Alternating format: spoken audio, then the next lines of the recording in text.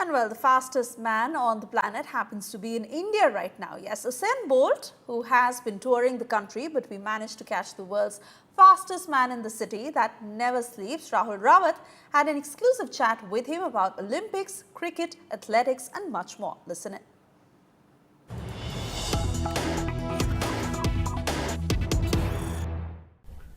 Well, you have performers and you have characters. You club them both and you get Usain Bolt, the showman, the owner of some of the most enviable records on an athletics track. Usain, thank you very much for this interview and welcome to India. How's it going? Enjoying your stay here in India? Yeah. It's been wonderful. People are great. I've seen the city, so it's been good. Do you have a count of the number of selfies or pictures that you've taken so far here? No, it's a lot. It's a lot.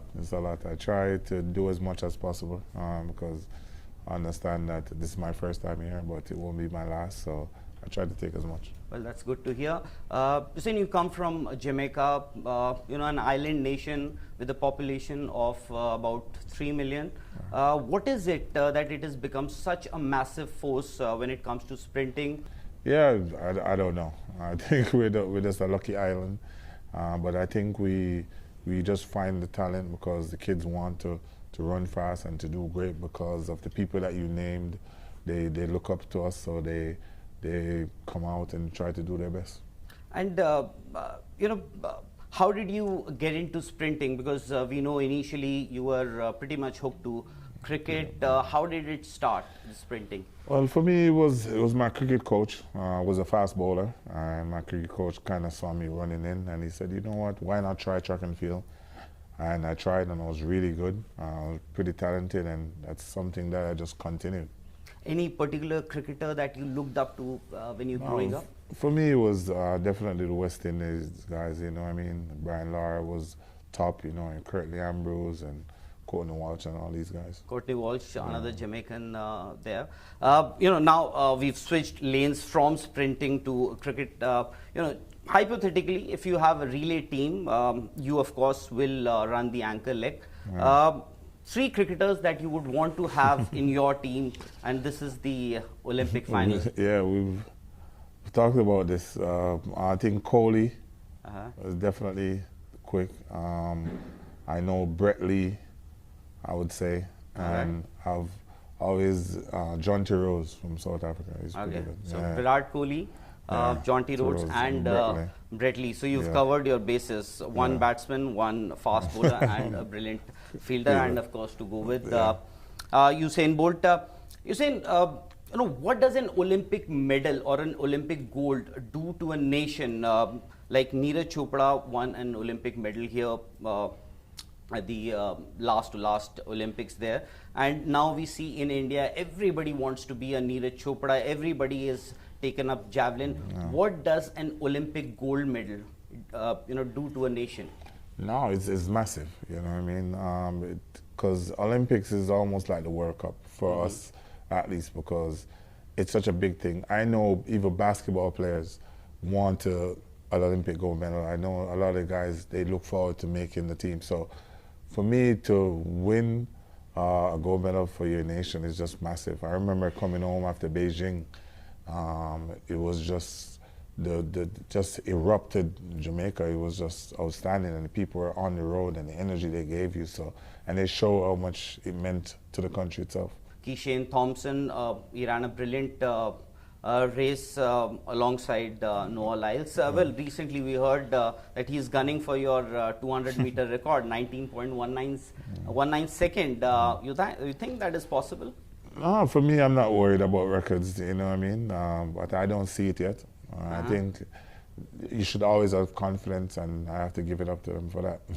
All right, that's for Noah Lyles, the reigning Olympic champion right now. And coming back to cricket, do you follow IPL or? No, I don't watch as much. I still see it, and if I see it on TV, I'll watch because it's very exciting to see. You know what I mean? And it's always great to see how it has evolved and gotten more excited. Because we've seen you pretty often on a cricket field. Do you have a favorite IPL team? or an IPL or a captain or a cricket captain? For me, I avoid saying I don't have a favorite because I know how it is. It's very competitive. Yeah. But for me, as I said, it's just so great to see how it has evolved and what the IPL has done for cricket itself. You know what I mean? It has made it so big, and a lot of different countries has now tried to have their own different IPLs. So that's something that's pretty cool. Any captains in particular? You have so many captains who won World Cups over the years, the IPL, Mahendra Singh Dhoni, Rohit Sharma recently, and then you have the likes of Ricky Ponting earlier, Steve Waugh. No, I wouldn't say. As I said, I'm just a fan of the sports itself because, as I said, I grew up watching it, so I definitely just appreciate the sports and appreciate all the players and I've watched. And because I understand the sports, it's always great seeing how it's creative and, as I said, how it's evolved over the years. In a different world, if Usain Bolt was not an athlete, as in a track athlete, what could you have been? It's a cricketer for sure. Cricketer for sure? Yeah. I think if my cricket coach probably didn't say, you know what, go try running, I probably would have stick with cricket because my dad was a massive cricket fan and that's all I knew growing up. You know what I mean? Cricket, a little bit of football, but all I knew was cricket. I'm sure he does not have any regrets. No, definitely not. Any 5 cricketers or favorite cricketers that you've had over the years growing up, so on? Yeah, I grew up watching many cricketers. As I said, the guys that I named, like John Giroux was one of the best fielders to ever do it. You know, Courtney Walsh, Ambrose, Sachin, Brian Lara.